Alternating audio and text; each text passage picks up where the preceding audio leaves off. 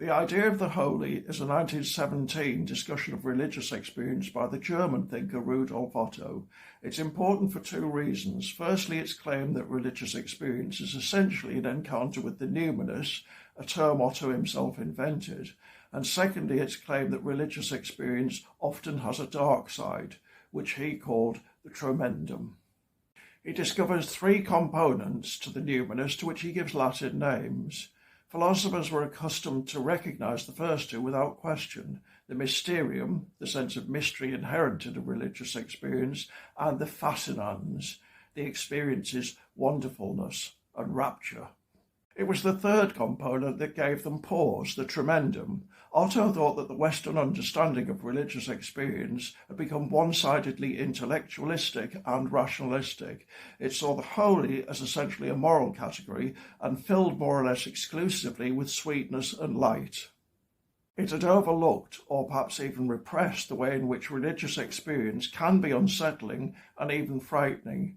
He chiefly discusses the tremendum in conjunction with the mysterium because a big part of the latter resides in the object of religious experience being wholly other. Its complete alienage makes it potentially terrifying, or potentially repulsive, or potentially a route to insanity. Otto himself doesn't say that. The idea of the holy is a short book and it has a confessional angle, but I think it's implicit in his thinking.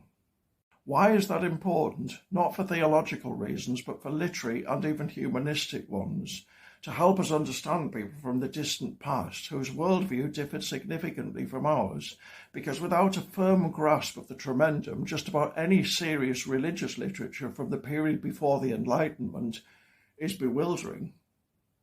Which is unsurprising. The tremendum and the fascinans are polar opposites, and they're held together by the mysterium, i.e. by something utterly ineffable.